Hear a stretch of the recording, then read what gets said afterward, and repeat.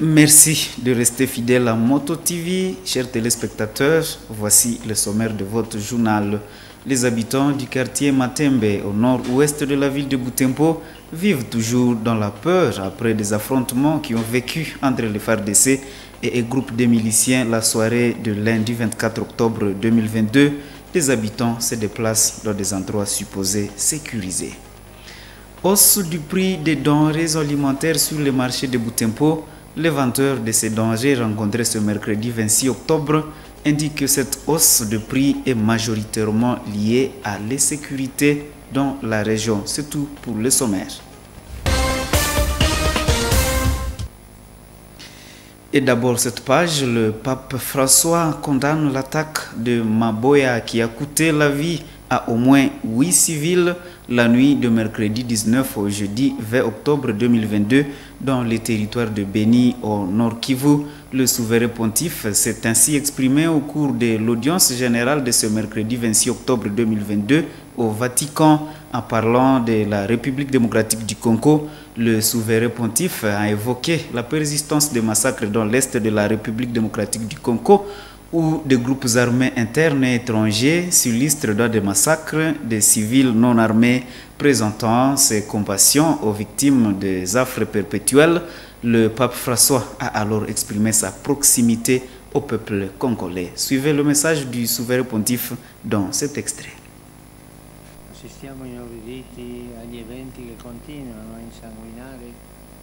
Nous sommes horrifiés par les événements qui continuent à ensanglanter la République démocratique du Congo. J'exprime ma ferme condamnation pour l'assaut inacceptable à Maboya, dans la province du Nord Kivu, où ont été tuées 2 personnes non armées et une religieuse travaillant dans le domaine de la santé. Nous prions pour les victimes et leurs familles, ainsi que pour la communauté chrétienne et pour les habitants de cette région qui ont été trop longtemps épuisés par la violence.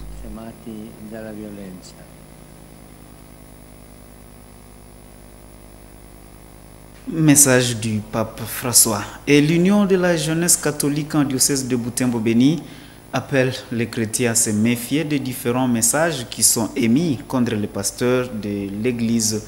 Message du coordonnateur du diocèse de l'UJC Butembo-Béni dans une interview accordée à Moto TV ce mercredi 26 octobre 2022. Mandela Kaputu interpelle toutes les personnes qui s'attaquent au message de l'ordinaire du lieu sur la situation sécuritaire dans la région. À cette même occasion, il appelle les autorités à s'y impliquer pour arrêter tous ceux qui profèrent des injures publiques aux pasteurs de l'église. Suivez. Depuis longtemps, il y a eu des attaques de telle ou telle autre personne à Ville de Butembo à l'égard de nos pasteurs de l'église catholique. Et nous, comme jeunes, nous nous sommes dit que non, ça déborde, ça dépasse maintenant. Et c'est comme ça que nous avons lancé un message par rapport à ces attaques-là.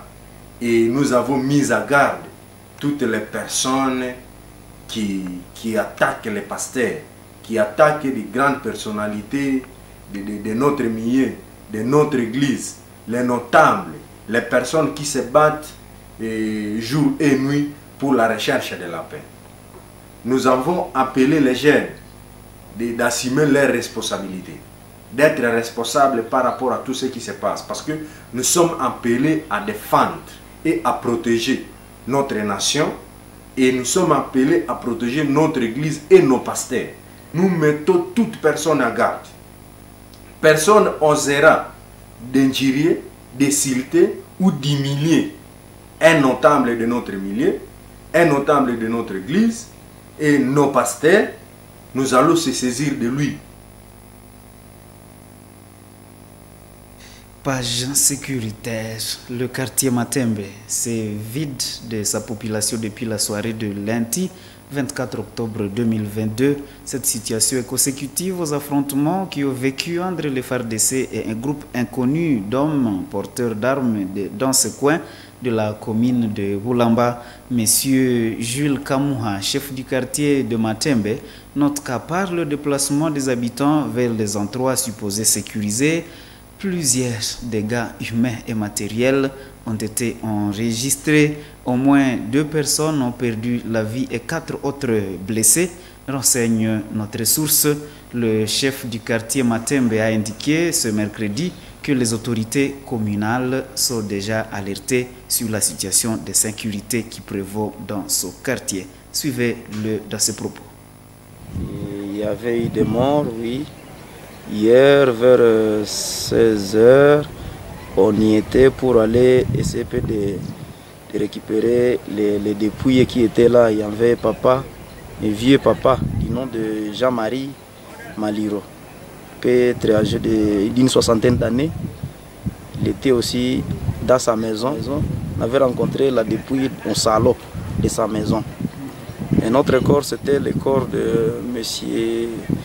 Moindo Amani, très âgé de 30 ans environ. Lui aussi, il était à la maison chez lui. Il était venu au deuil de son propre père qui était aussi décédé les semaines passées. Bon, la population a une peur parce que il y a eu des pillages, quoi. Parce que quand il crépitait, les gens avaient fermé leurs portes, fuir à côté de Kitatumba, Kongoya Sikala. Les gens quittaient vers Matembe pour fuir là où il y a au moins une sécurité. Cette situation, chef, est liée à quoi? Cette situation est liée à l'attaque qui était entre les FRDC et les rebelles, qui étaient au niveau du quartier Matembe. Apparemment, les soldats avaient été informés des mouvements des hommes armés dans les quartiers Matembe. C'est ainsi qu'ils ont fait l'offensif. Et c'est ce qui avait fait à ce que les gens puissent mourir comme ça. Et beaucoup de biens et de portes de maisons détruites. Le quartier Congo et Asika enregistre actuellement nombreuses personnes déplacées en provenance du quartier Matembe. Information livrée par Pascal Mazingi, chef du dit quartier, ce mercredi 26 octobre 2022. Selon lui, depuis l'ingursion des suspects dans le quartier Matembe, la population locale se déplace vers le quartier Congo et Asika. Pascal Mazingi appelle les habitants de ce quartier à procéder à l'identification de tous les déplacés pour éviter une éventuelle infiltration. Suivez. Comme nous sommes quartier voisin avec Matembe, nous avons reçu plusieurs déplacés, justement, c'est dans les cellules voisines, notamment celui de Kikwangwa, celui de Roheye, celui de Kikwangwa, celui de Karikene, même à l'intérieur, parce que vous savez, ceux qui sont à Matembe sont toujours familiers, ceux qui sont au quartier Congo-Asika. Ils sont majoritairement accueillis dans des familles d'accueil. Donc il n'y a pas un cas qui est prévu, qui a été placé pour recevoir les déplacés. Mais tous sont dans des familles d'accueil.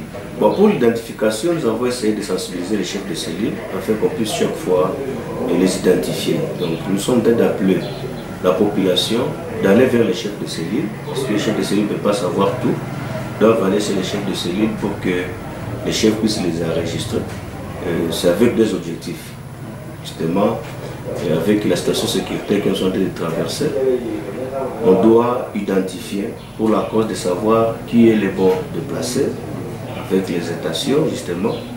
Il y a ceux qui ont des mauvaises étations et des bonnes étations.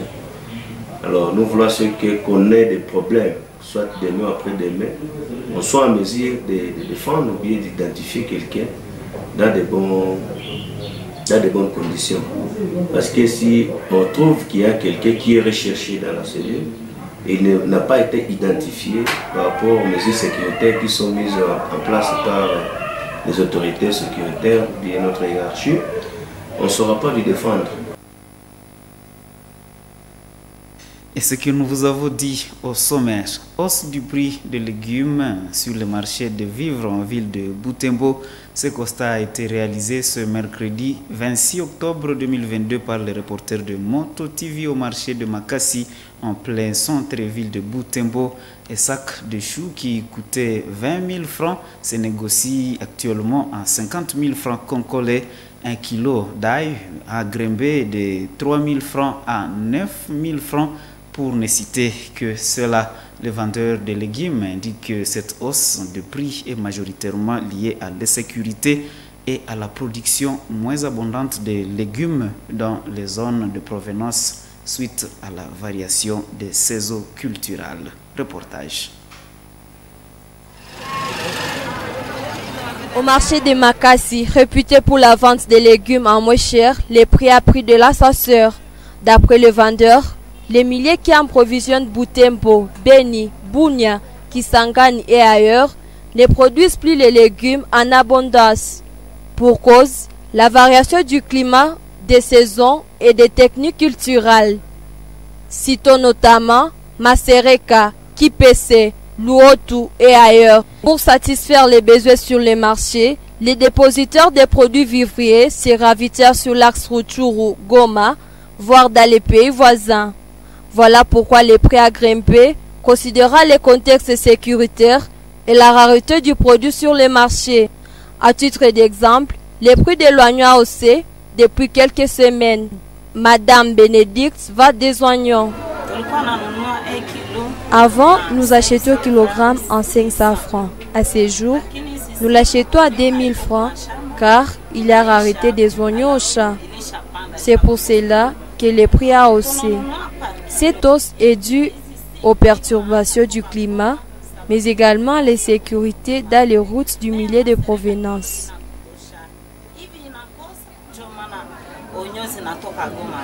La situation similaire est décrite par cette vendeuse d'ail qui déplore la hausse du prix depuis près de 2 mois.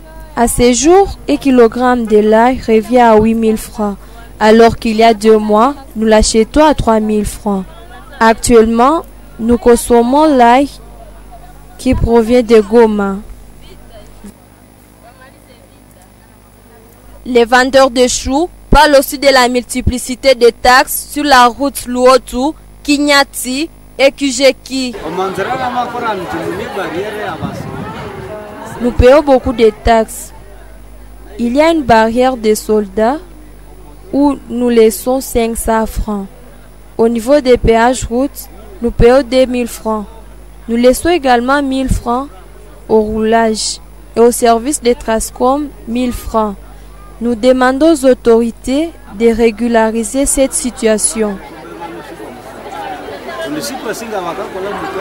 Les acheteurs de légumes au marché de Makassi ne manquent de se plaindre de cette situation. Pourtant, ce marché accueille directement les agriculteurs de légumes qui évacuent leurs produits des champs. Lutte contre la criminalité urbaine en ville de Bunia. La police a présenté une vingtaine des habitants à la presse locale. Parmi ces bandits, un groupe de contrefacteurs qui fabriquent des faux billets d'argent et les mettent en circulation.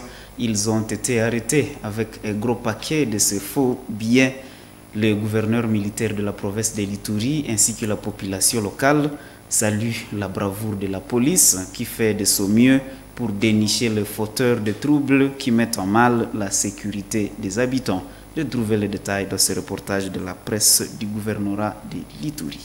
La congolaise mène une lutte sans merci contre la criminalité urbaine en ville de Bunia et environ une action de plus. Un groupe de 22 bandits à main armée, parmi lesquels le contrefacteur vient de tomber sur le filet de la police nationale congolaise, explique le commissaire provincial de la PNC à Ituri, le commissaire divisionnaire adjoint Ngoï Sengelo Akio. Mugisa, bandit à main armée. Il opère dans une équipe de 3. Un des groupes a été tué à Iga Barrière par la population. Et un autre groupe arrivé à Bunia avec un lot de faux dollars, rendant victime des maisons commerciales. Au Au gouverneur militaire de l'Ituri, le lieutenant-général Boyanka Johnny de féliciter cette action de la police avant d'inviter la population locale à une collaboration sincère. Cette action est saluée par la population. Je remercie Dieu pour cette action menée par la police pour mettre la main sur ces contrefacteurs. Nous remercions également le gouverneur militaire pour son implication dans la sécurisation de l'Ituri. J'interpelle chaque habitant de Bunia à la dénonciation de toute personne suspecte à la base de l'insécurité. Depuis l'instauration de l'état de siège en Ituri, la ville de Bunia et ses environs sont hors menace ennemie et s'observent une accalmie comme jamais auparavant. Ceci grâce à la redynamisation des patrouilles de combat pédestres motorisées, diurnes et nocturnes mises en place par l'administration militaire dont l'objectif ultime, sécuriser la population et ses biens. Mesdames et messieurs, cette page met pratiquement fin à cette édition du journal sur Moto TV. Merci de l'avoir suivi. Au revoir.